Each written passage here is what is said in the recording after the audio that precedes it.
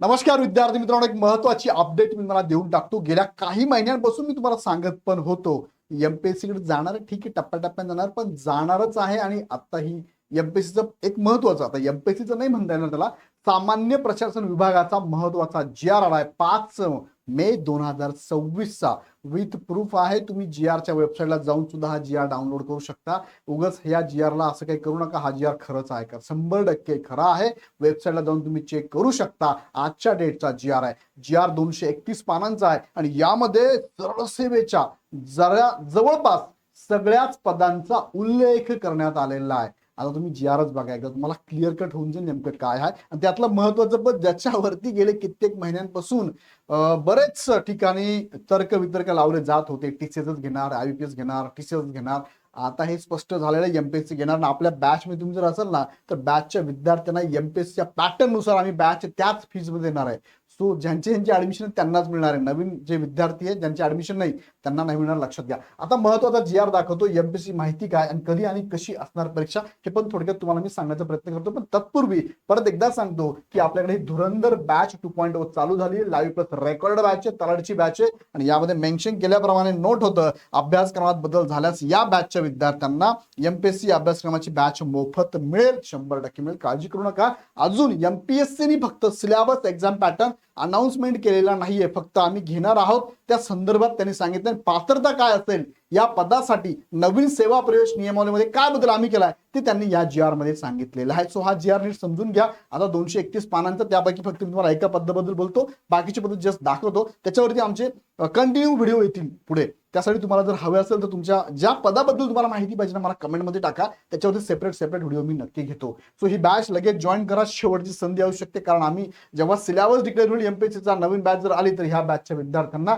ह्या फी मध्ये इथे बॅच घेता येणार नाही, हे पण लक्षात घ्या। ₹2 बॅच ही पण लगेच जॉईन करा। आता चला मुख्य मुद्द्याकडे तुम्हाला घेऊन जातो।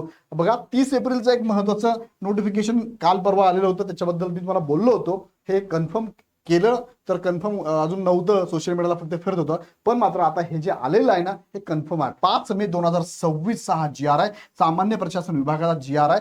भरती प्रक्रिया सुसूत्रीकरण व सुधारणा करण्यासंदर्भातला जी आर आहे, शासन निर्णय याला म्हणतो आपण। त्यानंतर यामध्ये जर बघितलं तर मंत्रालय मुंबई मधून आलेला हा जी आर। आता मी डायरेक्ट तुम्हाला जी आर कडे घेऊन जातो आणि दाखवतो मी तुम्हाला त्यात काय काय मुद्दे त्यांनी सांगितले। बघा, हा जी आर आहे 231 पानांचा जी आर आहे। मी थोडा झूम करतो त्याला, तुमच्या समोर आहे 231। आता एवढे पानं समजून घ्यायला बराच वेळ लागेल, आम्ही आज रात्रीतनं उद्यापर्यंत हे सगळं डिटेल तुम्हाला अनालिसिस करून तुमच्या समोर सादर करणार आहोत। आता तुम्ही जर बघायला गेलात ना, हे जी आर कळायला खूप वेळ लागतो, फार किचकट प्रक्रिया आहे। सो या संदर्भातले डिटेल व्हिडिओ मी घेणार आहे। त्यासाठी काय करा, चॅनल लगेच सबस्क्राईब करून बेल आयकॉन क्लिक करून ठेवा, कुठेच कुणाकडे जायची गरज नाही, सगळं इथेच तुम्हाला भेटणार आहे। आता यामध्ये बरेच संदर्भ दिलेले आहेत त्यांनी, बरेच संदर्भ आहे बघा, 2014 पासूनचे संदर्भ आहे 2001 पर्यंत, 24 पर्यंत। बघा, हा 18 जुलै 2024 चा शासन निर्णय तुम्हाला आठवत असेल की जो एमपीएससी कडे सगळ्या एक्झाम देण्यासंदर्भातली ते जी आर होते। बघा, आता प्रस्तावनामध्ये काय सांगितलंय, विकसित महाराष्ट्र 2047 या विजन डॉक्युमेंट मध्ये राज्याच्या सर्व विभागांच्या भविष्यातील धोरणात्मक वाटचालींसाठी सर्वसमावेशक कृषी आराखडा तयार करण्यात आला आहे। त्याकरिता त्यातील एक उद्दिष्ट किमान शासन आणि कमाल प्रशासन, minimum government and maximum governance, यासाठी काय केलंय, यासाठी सुनिश्चित करण्यात आहे। उद्दिष्ट आहे पारदर्शक, भविष्योन्मुख आणि नागरिक केंद्रित मनुष्यबळ उपलब्ध करून त्यांच्या दृष्टीने पदभरती प्रक्रियेत आमूलाग्र सुधारणा करण्याची बाब शासनाच्या विचाराधीन होती। आणि याच पार्श्वभूमीवरती हा मुद्दा महत्वाचा, हा जी आर महत्वाचा, यावरती बऱ्याचदा बोललं गेलेलं आहे। या पार्श्वभूमीवरती संदर्भाधीन क्रमांक 7 मधला 18 जुलै 2024 चा जी आर, शासन निर्णयानुसार गट ब अराजपत्रित गट क मधील संवर्गाची पदभरती महाराष्ट्र लोकसेवा आयोगाकडून करण्यास तत्वता मान्यता देण्यात आली आहे। त्यामुळे आता गट अ ते गट क या संवर्गातील सर्व पदे महाराष्ट्र लोकसेवा आयोगाच्या कार्यक्षेत्रात आली आहेत। कराडमध्ये सांगताय, येणार आहेत नाही, आली आहेत, असं हे वाक्य आहे। आता मराठी ज्यांना कळतं त्यांनी नीट समजून घ्या काय आहे। आता हे सगळं जी आर त्यांनी सांगितलंय, प्रस्तावना गुंतागुंत प्रक्रिया होती, ह्या सगळी बैठक झाली। कधी बैठक झाली, ही 13/4/2026 ला बैठक झाली। आणि ह्या बैठकीनंतर मंत्रिमंडळाने दिलेला निर्णय, शासन निर्णय तुमच्या समोर आहे। बघा, माननीय मंत्रिमंडळाने 13 एप्रिल 2026 रोजीच्या बैठकीमध्ये दिलेल्या मंजुरीनुसार भरती प्रक्रिया सुलभ करण्याच्या दृष्टीने खालीलप्रमाणे सुधारणा करण्यात मान्यता देण्यात येत आहे. आता यामध्ये ना सगळं मी तुम्हाला सांगत बसत नाही, याच्यावरती डिटेल व्हिडिओ मी तुम्हाला घेणार आहे. एकूण जे संवर्ग आहे सेवा प्रवेश नियमावलीचे सदर शासन निर्णयाद्वारे एकूण 553 इतक्या संवर्गाचे सेवा प्रवेश नियम सुधारित करण्यात आलेले आहे. एखाद्या पदाला जेव्हा पदभरती केली जाते तेव्हा सेवा प्रवेश नियमावली काय सांगतो, ज्याच्यामध्ये एज फॅक्टर असतो, पात्रतेचा एज फॅक्टर आहे, त्यानंतर तुमचं काय म्हणतो एक्सपिरियन्स असेल, तुमची शैक्षणिक अर्हता असेल, व्यावसायिक अर्हता असेल, इतर डॉक्युमेंट असतात, इतर सर्टिफिकेशन असतात, त्यानंतर सेवा प्रवेश नियमानुसार किती वयापर्यंत तुम्ही सर्व्हिस करू शकता, कुणाला पहिला प्रेफरन्स द्यायचा, पदोन्नती कशी असते, सगळं त्याच्यामध्ये असतं. त्यात बदल करण्यात आला. किती असे 553 एकूण संवर्ग आहे ज्याच्यामध्ये बदल करण्यात आलेले आहे. याच्यापूर्वी सुद्धा तुम्हाला मी काही गोष्टी एमपीएससीच्या अंडर असणार ना, जसं माझी मीटिंग झाली होती की बकेट केटरिंग करायचं आहे, क्लर्क सगळ्या डिपार्टमेंटचे क्लर्क एकाच याच्यात आणायचे समान संवर्ग खाली आणि एकत्रच एक्झाम घ्यायची, सेपरेट नाही घ्यायची, अशी सगळी पदं आता जवळपास यामध्ये टाकली आहे. सो या सगळ्या पदांबद्दल माहिती मी तुम्हाला देतो, पण बघून घेऊया आपण काय नेमकं याच्यात काय काय सांगितलं. महत्वाचे मुद्दे तुम्हाला मी सांगतो. बघा, प्रशासकीय विभागांनी करावयाची कारवाई संदर्भात त्यांनी यात सांगितलंय 15 दिवसात त्यांनी काय सांगितलं बघा, शासन निर्णय निर्गमित झाल्यापासून बघा सदर सुधारणांचा समावेश करून सर्व विभागांनी संबंधित सेवा प्रवेश नियम शासन निर्णय निर्गमित झाल्यापासून पुढील 15 दिवसात पुन्हा प्रकाशित करावेत. आता हे त्या संदर्भात सगळ्या डिपार्टमेंटला सांगण्यात आलेलं आहे. या शासन निर्णय आल्यापासून 15 दिवसात सगळे सेवा प्रवेश नियम जे की त्यांनी सुधारित केलेले आहेत, ज्या सुधारणा त्यांनी इथे केलेल्या आहेत दाखवतो मी तुम्हाला, त्या सुधारणा सहित जे सेवा प्रवेश नियमावली आहे ती बदलण्यात यावी हे पण त्यांनी सांगितलंय. हे सगळं इथे दिलेलं आहे त्यांनी. दुसरं काय, परीक्षा योजनेचे विस्तारीकरण. महाराष्ट्र नागरी सेवा राजपत्रित गट अ गट ब संवर्गाची डिटेल माहिती दिली त्यांनी. सध्या विद्यमान सेवेत अधिक संवर्ग समाविष्ट करणे, म्हणजे याच्यामध्ये सुद्धा अजून काही संवर्ग ऍड होणार आहेत. जसं की तुम्ही ते बघता यांत्रिक, विद्युत व यांत्रिकी, ह्या सगळ्या सेवा, अन्न व औषध प्रशासन सेवा असेल, महाराष्ट्र वन सेवा असेल, या 6 सेवा तर ऑलरेडी 57 संवर्गामध्ये पदभरती करण्यात येत आहे.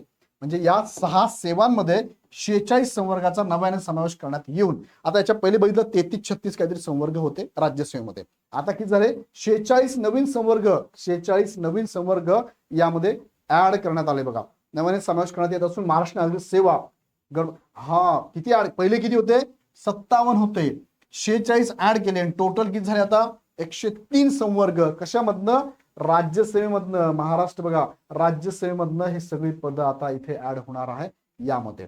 खूप मोठा बदल इथे पण झालेला आहे. आता तुम्हाला महत्वाचा जो तलाठी बद्दल बोलायचं ते पण दाखवतो तुम्ही.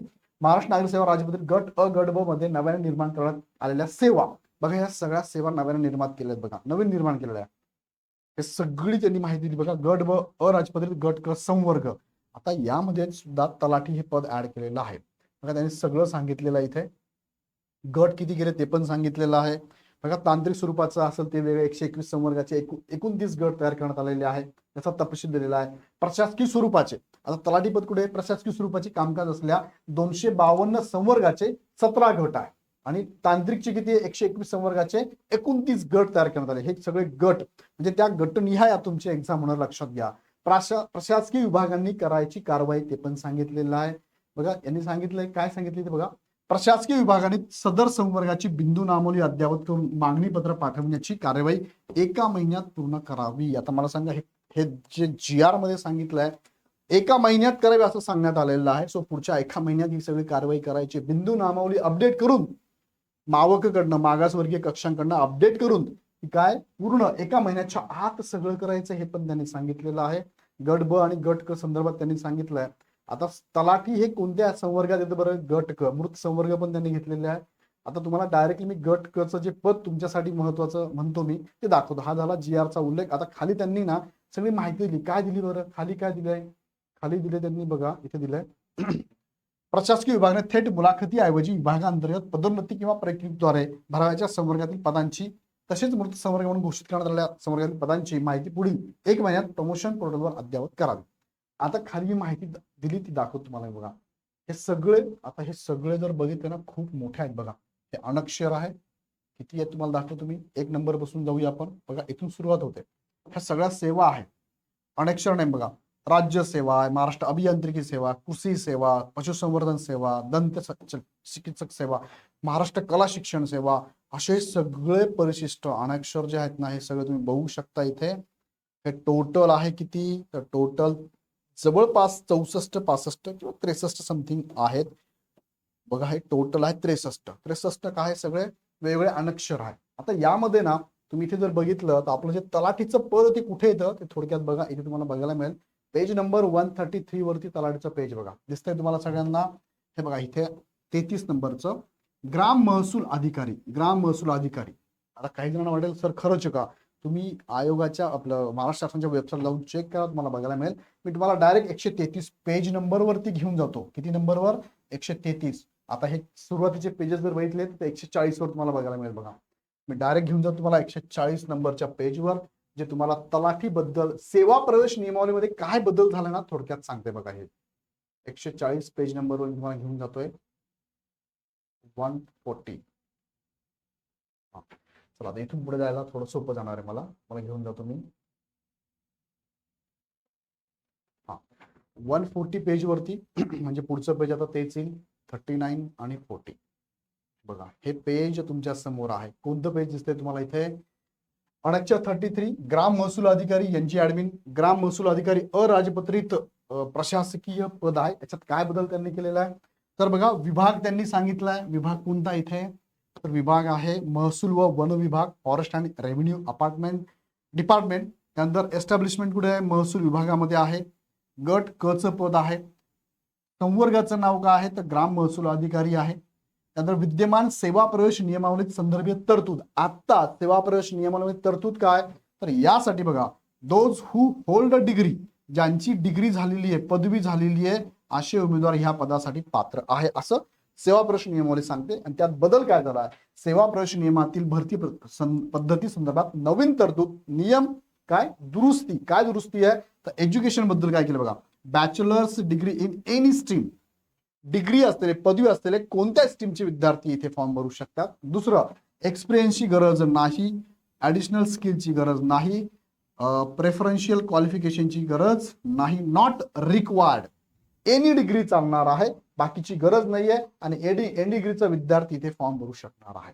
हा एवढा बदल सेवा प्रवेश नियमावलीमध्ये करण्यात आलेला आहे तलाठी पदाबद्दल. बाकीच्या पदाबद्दल आता लगेच सगळं सांगितलं तर व्हिडिओ खूप मोठा होईल, त्यामुळे बाकीचे बोलत नाही. पण बाकीचे पद तुम्ही बघू शकता, शॉप इन्स्पेक्टर आहे, निरीक्षक आहे, असे भरपूर समाज कल्याण पद आहे बघा. वरिष्ठ आदिवासी विकास निरीक्षक आहे, आदिवासी विकास निरीक्षक आहे. हे सगळी पद बघा. ग्रंथपाल असतील, त्यानंतर वेगळी पद कोणती अजून, ग्रंथालय निरीक्षक असेल, त्यानंतर ग्रंथालय सहाय्यक असेल, त्यानंतर कनिष्ठ ग्रंथपाल असेल, ग्रंथालय सहाय्यक असेल, ग्रंथ सूचीकार असेल, असे भरपूर पद आहे. लायब्रियन असेल, पोलीस उपनिरीक्षक आहेत, हे तर पद तुम्हाला माहितीच आहे.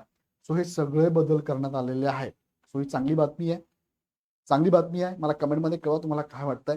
सो ह्या सगळ्या गोष्टींचा विचार करता एमपीसीच्या दृष्टीने शिकवणारी पूर्ण टीम इग्नाइट अकॅडमीची तुम्हाला आता अवेलेबल झालेली आहे. गेले कित्येक वर्षांपासून सुद्धा आपलं सेपरेट युनिट त्यावरती काम करत आहे. सो विद्यार्थी मित्रांनो, धुरंधर बॅच अवेलेबल आहे. पण त्या बॅचच्या विद्यार्थ्यांना जर आता पुढची प्रोसेस काय, सर ठीक आहे हे आलंय, आता परीक्षा पॅटर्न कसा असेल हा प्रश्न तुम्ही विचारत असाल. सो परीक्षा पॅटर्न बद्दल, सिलेबस बद्दल सगळी अपडेट एमपीएससी एवढ्या काही दिवसात देणारच आहे. सो एका महिन्यात त्यांना बिंदू नामावली अपडेट करून मागणी पत्र घ्यायला लावलेली आहे. सो ह्या एका महिन्याच्या दरम्यानच तुम्हाला ह्या एक्झामच्या सगळ्या स्ट्रॅटेजी बद्दल एमपीएससी अपडेट देणार आहे. आणि हे अपडेट मी तुम्हाला सोपं करून सांगणार आहे, विथ प्रूफ सांगणार. त्यासाठी काय करा, चॅनल सबस्क्राईब करून बेल आयकॉन क्लिक करा आणि हा व्हिडिओ सगळ्यांपर्यंत शेअर करा. नक्कीच आवडला तर लाईक करा आणि पुढच्या अपडेट बघण्यासाठी आमच्या टीमला तुम्ही कॉल करून माहिती घेऊ शकता. अदरवाईज ऍप डाउनलोड करून लगेच बॅच पण जॉईन करू शकता. सो भेटूया नेक्स्ट व्हिडिओमध्ये. धन्यवाद.